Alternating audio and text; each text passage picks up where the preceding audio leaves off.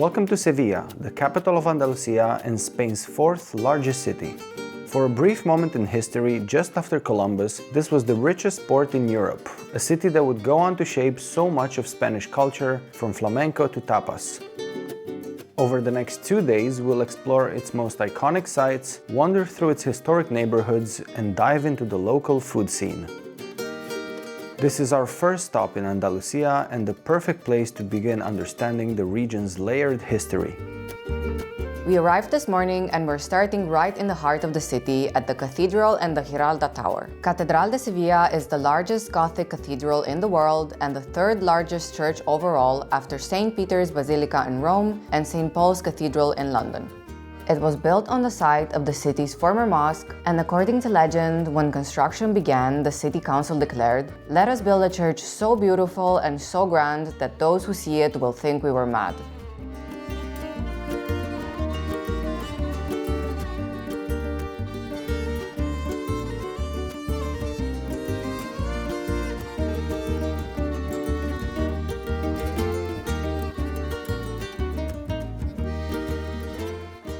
Catedral de Sevilla. It is absolutely huge, and the moment you enter, there's literally a breeze inside from how big the place is. It's so impressive. There's also a few other really particular impressive things about it. Columbus's tomb is supposedly here as well. Well, not supposedly, it's actually here. And also one of the most impressive, I think probably the largest altarpieces in the world is here.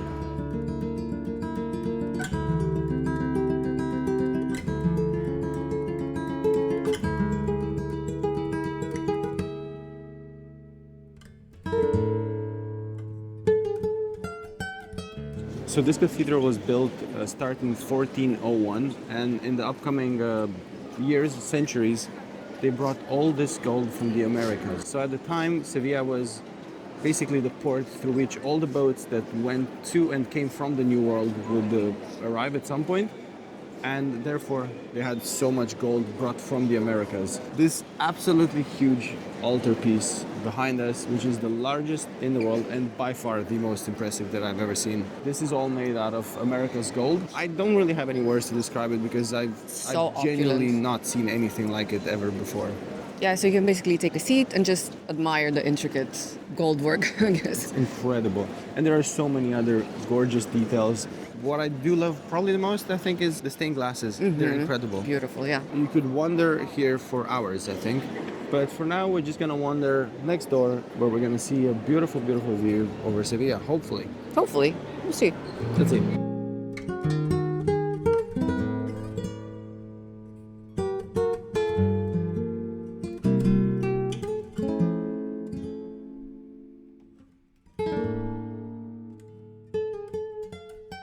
I'm not sure if it's the size of this cathedral or just by chance, but it's actually not super crowded here. It's a cloudier, rainier day when you're more likely to do indoor stuff. There are quite a few groups, but there's loads of space. You're not feeling too crowded. It's great. Okay, off to the tower.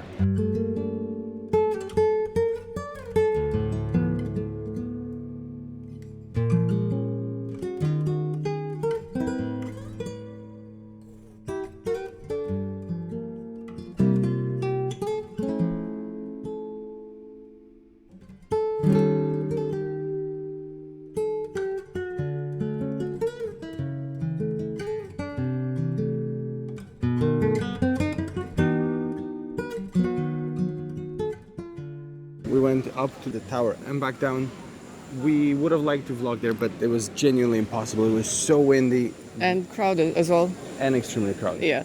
So when you come here, you'll buy your ticket, and in the ticket you get the tower and the cathedral. The cathedral experience will be far more memorable. The tower is absolutely gorgeous from the outside, but as an experience of climbing it, I wouldn't say it's an absolute must-do. The tower used to be a Muslim Moorish minaret, which was then reconverted into a bell tower. And that is a dad. The views from the tower are gorgeous. Unfortunately, you kind of have to queue up at every gap in order to see something. It was super windy up there, so I couldn't really see much. One particular thing that I really enjoyed was the fact that there are no stairs as you're climbing. There's just a set of, I think, about 34 or 35 ramps. Yeah. And that is because back in the day when they used to go up into the tower to do the call to prayer, the person who did that would go up by horse. So that's why they have the ramp. Yeah, quite I cool. wish I had a horse to go up that ramp.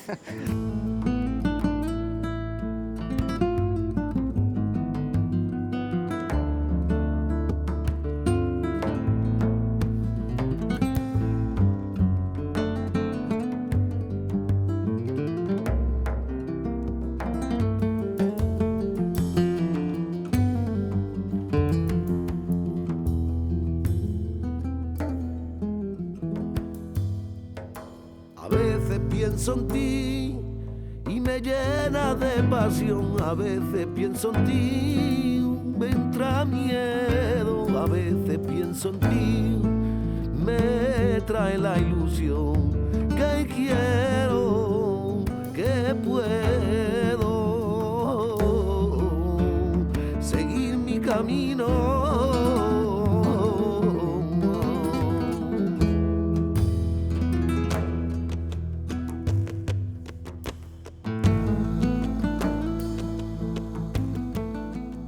Right next to where the cathedral is, we walked into Barrio de Santa Cruz. This is the old Jewish quarter. So back in the day, Andalusia was conquered by the Moors. It was under Muslim rule, and around the 1200s, the Spanish Reconquista took place, which meant basically that the Christians reconquered this part of Spain from the Moors. Now, Sevilla was one of the first ones reconquered, and Granada, you'll see later on in our series here in Andalusia, was conquered about 200 years later. Anyway, so in between this 200-year gap, this neighborhood here, the Barrio de Santa Cruz, was the Jewish quarter. Very beautiful. Yes, very narrow streets. There's no sunlight because it protects them from the intense heat during summer, and it's actually very breezy. It's basically like a natural air conditioning. Yeah, a bit like that. And it's one of the most touristy places, but also with very good quality places to get some food and drinks. And even though it was not necessarily in our plan to start with this, Yes. we did stop right now at El Librero, which is one of the best places here in Barrio de Santa Cruz, to do what people in this area do best at this time of day, which is having a tapa and a drink. And with that, we are now having our first ever Tinto de Verano, which is, well, delicious. It's very delicious. It is basically kind of like an aperitivo drink, but it's red wine with lemon soda. So in this part of Spain, if you come in and you ask for sangria, they do have sangria. It kind of tells that you are a tourist. Yes. So when you come here, you're not having sangria, you're having Tinto de Verano. Yeah, so this is what the locals drink, actually. Yeah. And if you don't like red wine, there's sort of an equivalent. It's called rebujito, which is white wine with 7-Up. Because the way you do tapas is you have some drinks, you have some food, you move on. You don't come to a restaurant to linger for hours and hours and hours. We ordered some food. Now, some of these dishes and a lot more others you will see in our food vlog. But for now, we got 3 dishes. So these are chickpeas with spinach. It's very traditional here. Yeah. And this is tuna with, I think, some potato or onion. Onion, olive oil, yeah. And these are meatballs with potato. Sounds delicious. Let's give it a go. Okay, I'm very intrigued by these. Yeah, so those are said to be some of the best things you can have here in Andalusia, especially in Sevilla. It does have a very big Moorish influence. You can feel the Arabic influence. I think it has a bit of cumin, but it's very, very good. I mean, you didn't expect it from spinach and chickpeas, but it's delicious.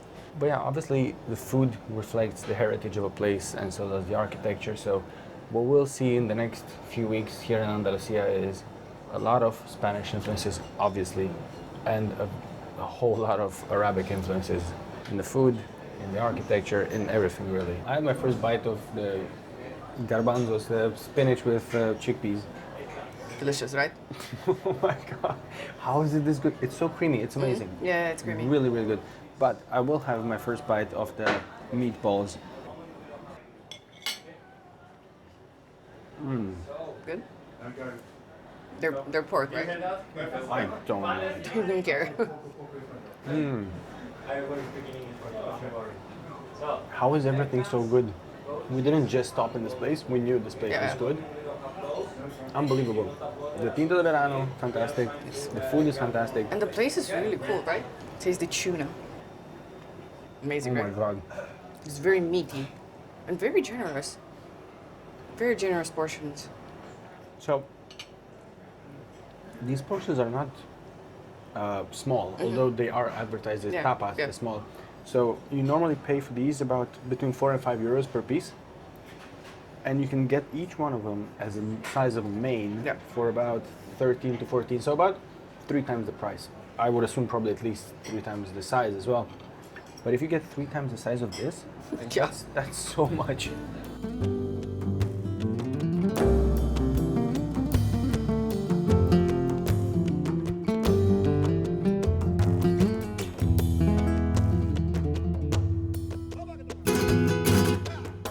Y a veces pienso en ti y me siento muy feliz. Y a veces con mirarte y me mareo. Dicen que el miedo y el amor son los dueños del sentimiento. Si eso es verdad, por ti me muero. Muero contigo, contigo muero.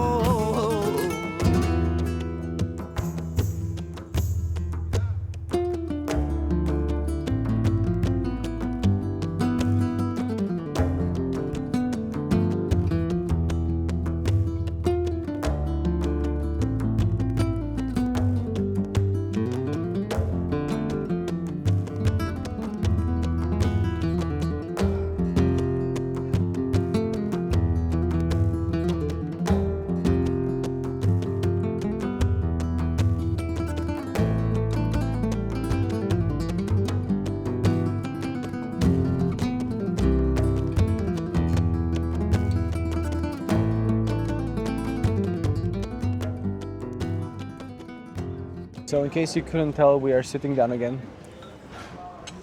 Round 2. I have wine this time. Oh, it's so windy. Yes, so we crossed the bridge from the main area, from the Santa Cruz area, to Triana. This is a neighborhood that is a bit more local, a bit more real, as they say. It's a very historic neighborhood. So back in the day, this was the place where the sailors, the ceramic workers, the bullfighters, and the Roma communities, they all lived here. Basically, anyone who was not really desirable in the center of the city was living here. Outcast. Yeah, pretty much.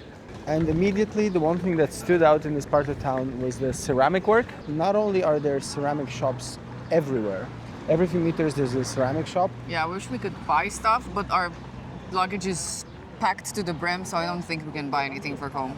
Sadly. But also, most of the buildings have really beautiful tile work on the outside. Yes, that is the thing that stands out. Yeah. It's a bit like Taormina, maybe? Yeah, in that it sense, resembles yeah. Taormina a bit, Yeah. but it's very beautiful.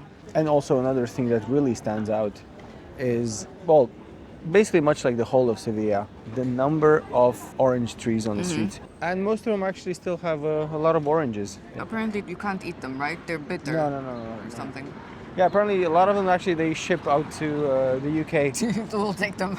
because in the UK they make marmalade or Marmalade, something. yeah. Yeah. Today is actually the 6th of April. It's the Easter Monday.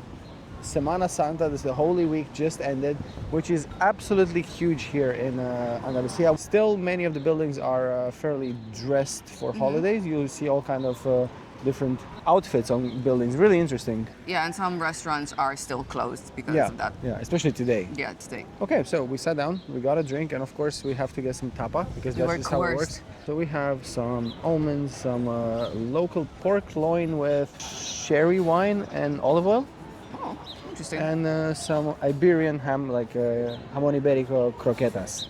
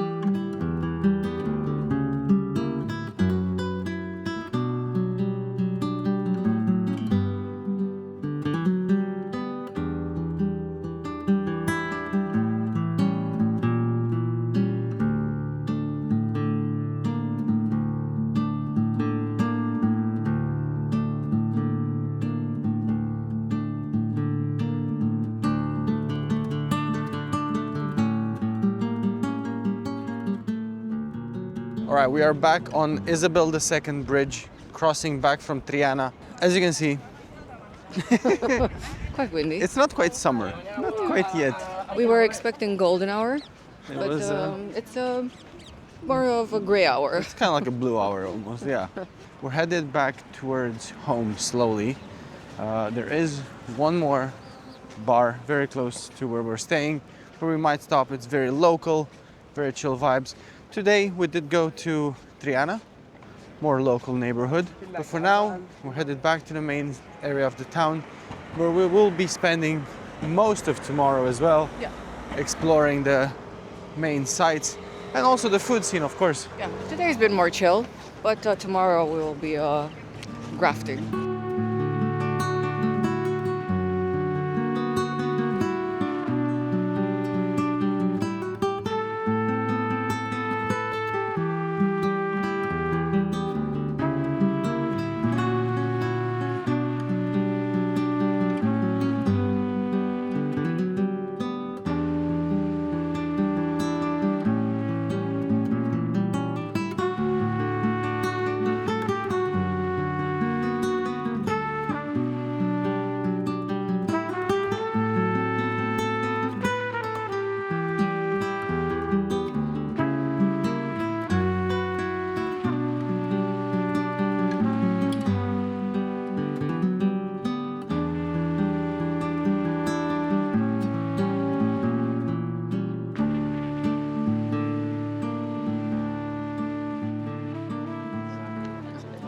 Okay, final stop. We are at Casa Vizcaíno.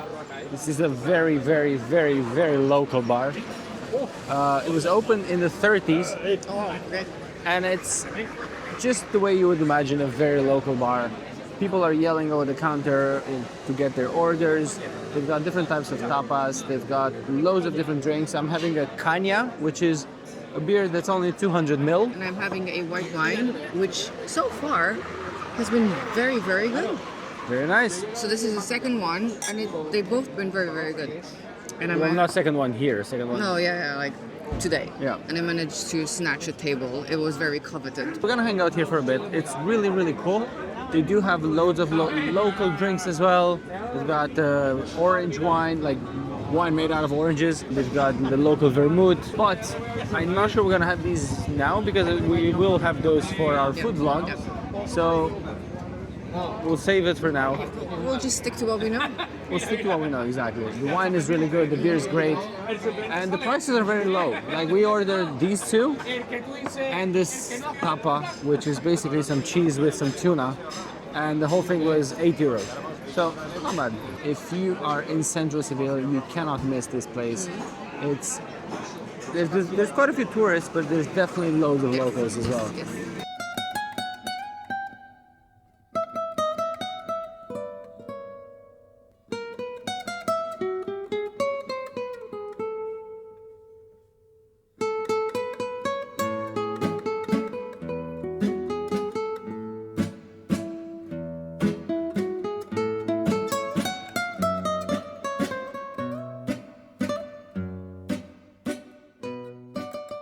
Good morning. We are in a bit of a rush today because we are going to the Real Alcázar.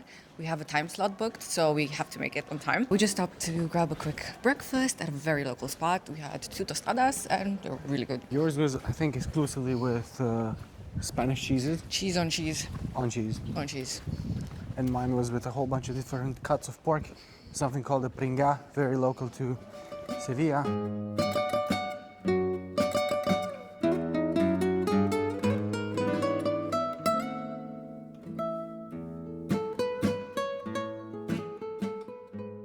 I've had a long day already. So I woke up this morning, just me. I woke up at 6:00, so that at 6:45 I would be at the Real Alcázar to grab tickets. I will explain to you how you can get your tickets when you come to Sevilla. I know now the best way and the worst way as well. So I can explain everything to you. But for now, we're actually genuinely in a rush. This is actually one of the most exciting things about our Andalusian trip, and one of the most impressive buildings I think we will see. Hopefully. Hence why it's so coveted. Yes.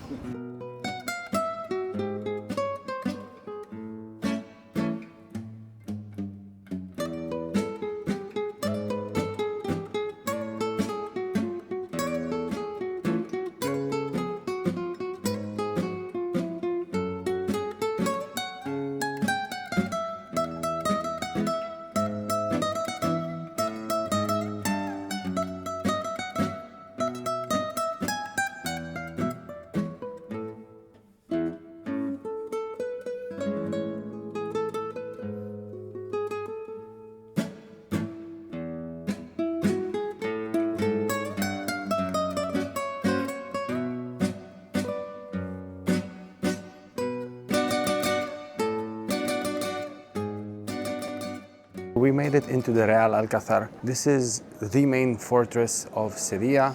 This used to be a Moorish fort initially. Then it was expanded to a palace. And then centuries later, when it was reconquered by the Christians, it was again expanded by the Christians. And it was quite an interesting thing because the Christians liked so much the design and the architecture that they hired Moorish craftsmen to enhance it, make it bigger, make extensions, do all kinds of works. And that generated a new architectural style called Mudahar. And so far, we've only seen a couple of rooms. Quite impressive, very intricate details. Everything seems to be unique in every single part of this palace. So we're actually quite excited to go explore the whole thing. I think if you do a thorough tour, it can take up to 3 hours. We're hoping to trim that down. We'll report back if we can do that. So now we're in a small adjacent room called the Admiral's Hall. In this room, over time, Columbus was here, Amerigo Vespucci, and also Magellan. So they all planned their trips around the world in this very room, about 500 years ago. And now we're planning ours. So the cool thing is the reason why Sevilla is so wealthy and there's so many incredible buildings and like including the cathedral with all that gold is because Queen Isabel I said that this would be the main port of trade with everything that came from the New World, from the Americas, because it was protected from piracy because it's inland. So that's why Sevilla is so rich.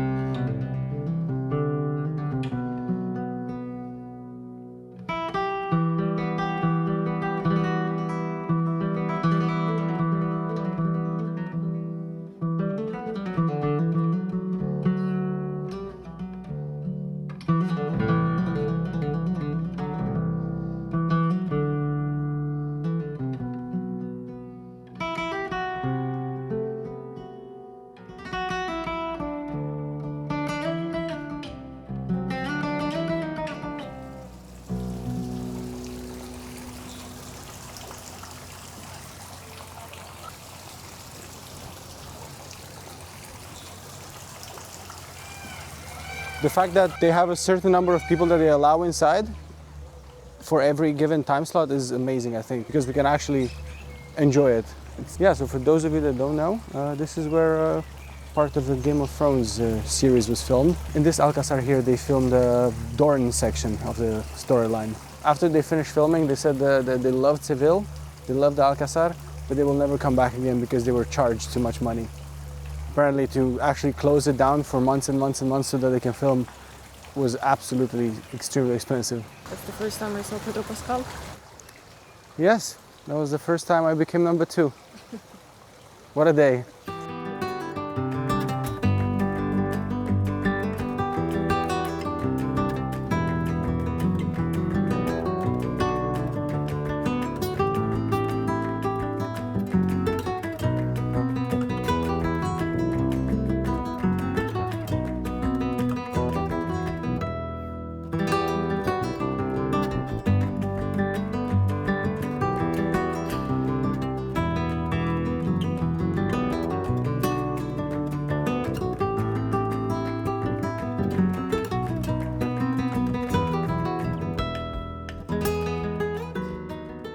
It's unbelievable how well kept this place is, given how old it is, because it was built, I think, initially in the 10th century.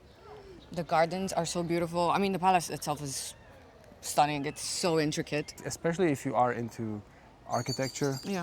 you can spend hours here. Yeah, or interior design or history, or yes, you can. We just walk around and say, this is pretty, this is Yeah. pretty.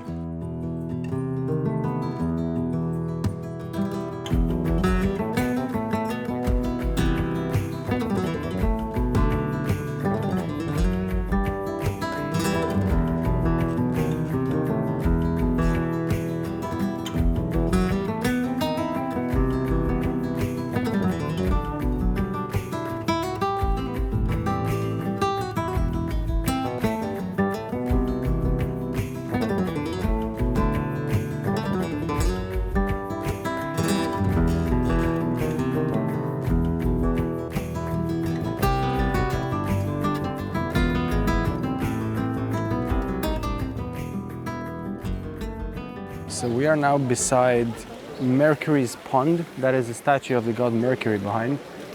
And I was just looking at it, how shiny it is, and I thought this, this must be new or something.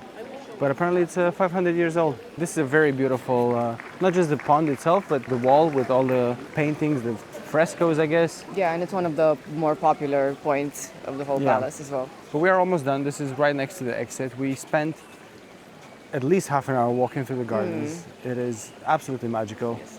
And we also managed to walk up there on the wall where all the people are. You get a really good viewpoint from there. Yeah. This place is, in my opinion, definitely it's the thing that you have to do when Yeah. you're in Seville. The price is really good. It's only €15.50, so 31 euros, that's all we paid. But the price itself is never necessarily an issue here. It's actually getting the tickets. I'll tell you about that on our way out, because it's getting quite crowded. Yeah. We have to do a couple other things as well.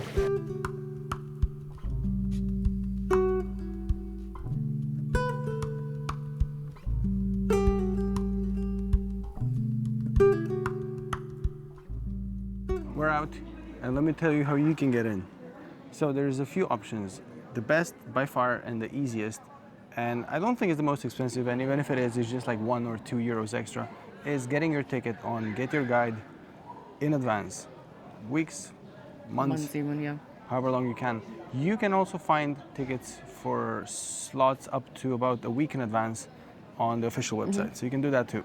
Or the night before, you can also refresh the official page, and maybe you can find some new tickets that are Yeah, basically available, I guess. Give tickets that people have given up, I think. Yeah, so that's also an option, but it's not guaranteed. I tried that last Yes, night yeah. and it didn't work. So that's why I woke up at 6 in the morning and I was here in the square Patio de Banderas at 6:45-ish, and I was about the 50th in the queue at that point.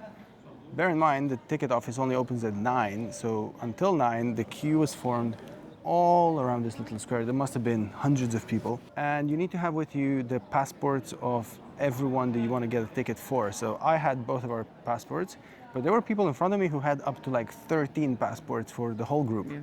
And then at 9 they start processing people one by one. My turn came around 10. So I was here for 3 hours and 15 minutes in the square this morning. And I was sleeping like a baby. So I think they release about 400 or 500 tickets per day like this. So if you come unannounced to Seville or you didn't, it's a short notice thing, this is one good option you have. But otherwise, if you know you're coming, go on the website, go and get your guide. Do Yeah. that. It's far easier, far quicker. You don't have to spend your mornings and your nights here. Also, you have to book a time slot when you come and buy Yeah. your ticket. With that in mind, we are done here. I do want to sit down for just maybe like 10 minutes, Yeah, me too. have some water, Yeah. have some refreshments, and then we'll go into Plaza de España, which is the main square of Yeah. Seville. We haven't been there yet, and it's super famous, super beautiful.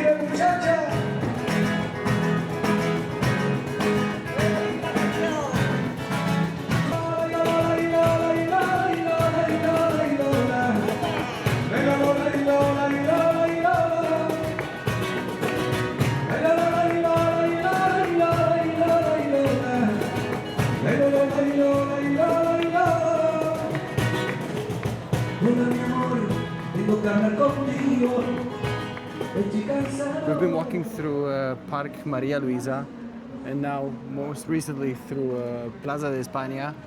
It is absolutely gorgeous. I've seen this plaza on YouTube, but it's so impactful when you see it with your own eyes. It's so beautiful, it's so grand, and even the railings are covered in tiles, and it's such beautiful artwork. Incredible. We've seen many main squares in so many cities, but this is one of the most beautiful ones by far. Very, very impressive, and it's so clean, and there's boats going around, and I don't think it's too expensive if you want to rent out a boat. I think as far as I know, it's like €6 or something yeah, like that. €6 an hour. So this plaza here has only been here for less than 100 years now. It was built, I think, in 1929. It is absolutely gorgeous. We just spent some time by the buskers, by the singers here. There's a group of people who are playing the guitar, singing, and there's a really adorable older lady who's dancing the flamenco. So we've not stated this yet, but Sevilla is the birthplace of flamenco, specifically the neighborhood of Triana, where we were last night. That's where flamenco first started. So there's many bars in Sevilla where you can go in the evening, spend some time, have some drinks, watch a flamenco show, and it's something that everyone should do.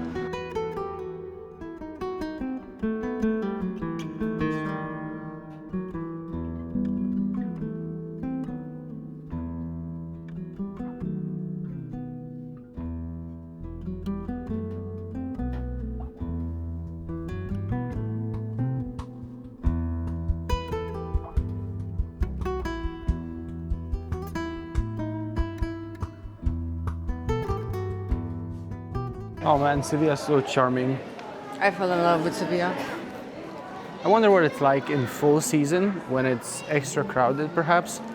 Yeah, and also in this piazza, there's no real shade. I mean, there is Other here, than right here where we yes. are at. So I think it gets really, really hot in direct sun. And it doesn't have that feeling of being overrun by tourists yet. You can still find a lot of very, very local spots. And it's quite airy, it's quite breezy. So far I think Sevilla is one of the best options for a city break. Yeah. At least in Spain, Yeah. for sure. Yeah.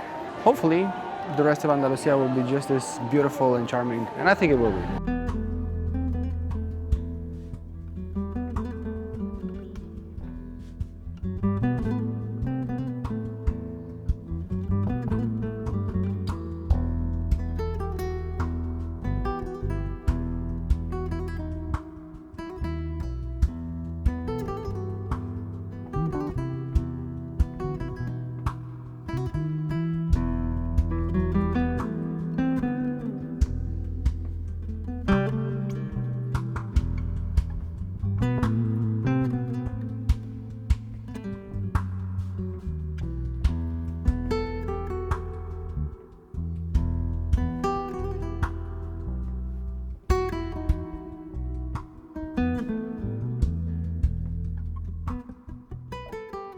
So we are at a convent and the nuns basically sell cookies here, all kinds of cookies.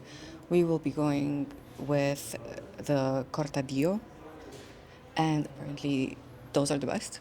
They're supposed to be buttery, crumbly, and they're supposed to have a pumpkin jam inside, so kind of candied pumpkin strands. And yeah, let's hope they have those.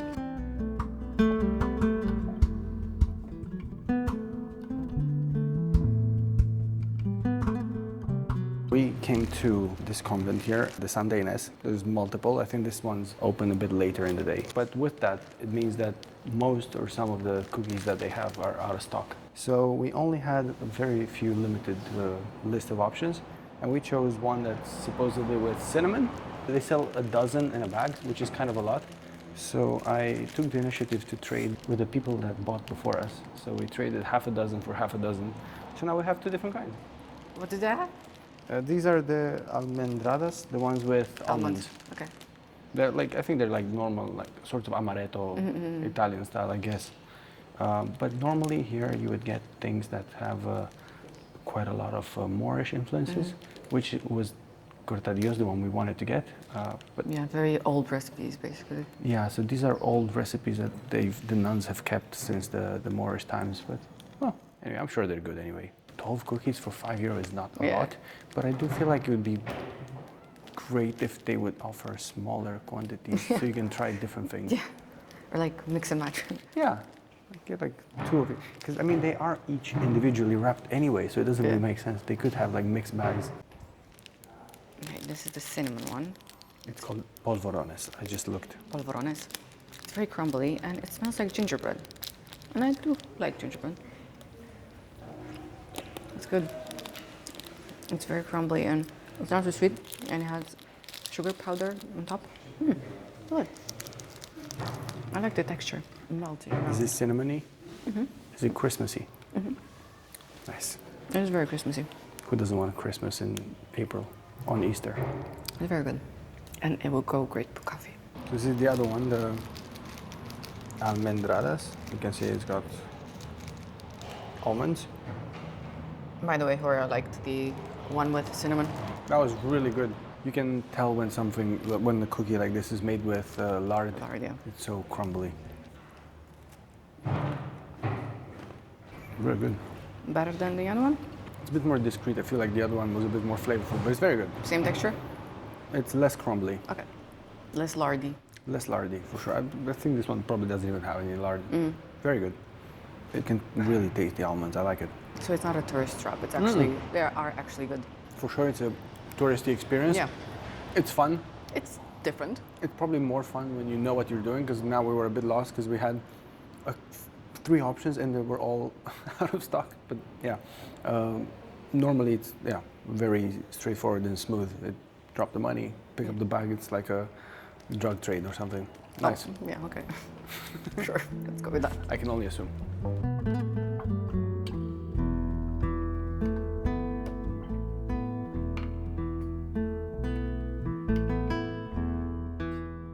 cookies were great, delicious, but we're doing it all in reverse today. We are now out for early dinner, late lunch, probably late lunch, I guess. I don't know, whatever. We are going to a traditional bodega for some tapas. I just want to sit. I just want to sit down. Exactly, a drink and a sit. That's it. And after that, we will finally enjoy a nice, beautiful, sunny sunset. Because yesterday we were not lucky enough with that, but today it's looking very, very good.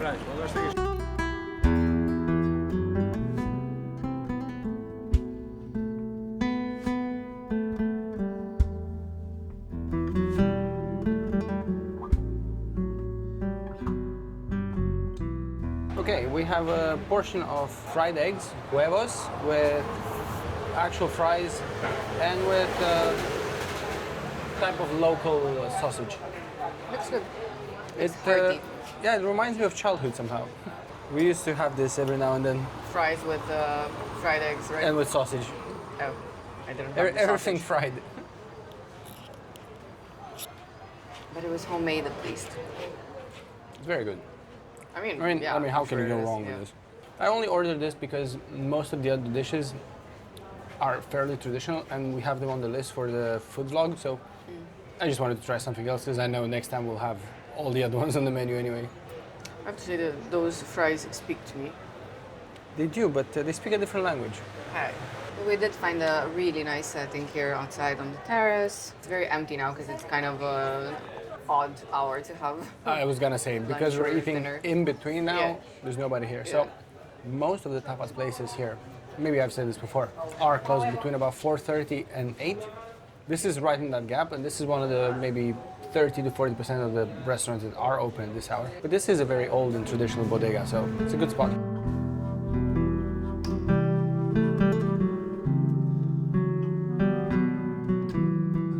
I got grilled tuna with salmorejo sauce. So the salmorejo is usually a standalone dish.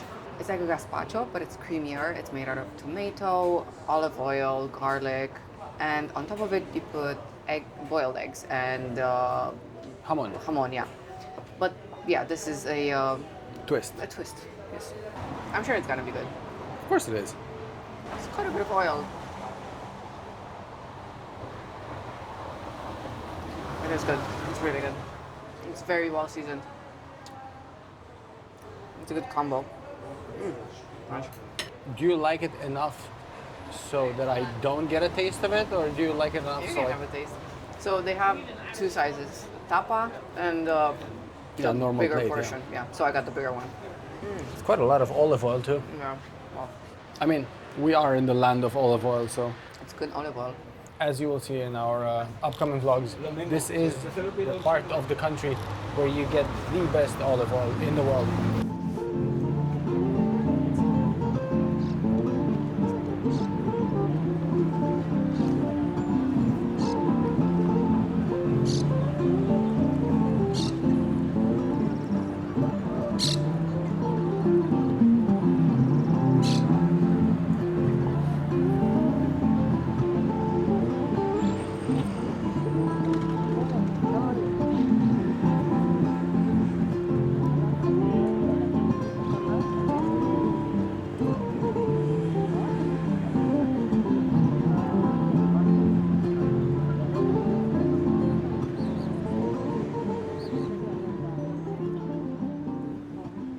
We are by the side of the river, opposite the neighborhood of Triana, and it's such a difference in between when it's sunny and the last time we came here when it was quite windy and cloudy. It's so nice just to be outdoors right now. There's loads of people gathered here, just chilling in the sun, reading, chatting. It's just like it's great atmosphere. Very relaxing. Sevilla is so beautiful, so manicured. It's such an experience regardless of the weather. However, when it's sunny and warm outside, it all comes together. It's more vibrant. Thank you again for watching our video here in Seville. We have one more video coming from this city, and then we're starting our loop around Andalusia. So if you're interested in finding out more about this region, make sure you stay here because we will be showing you around the whole of Andalusia. Don't forget to like this video, subscribe to our channel, and we'll see you in the next one.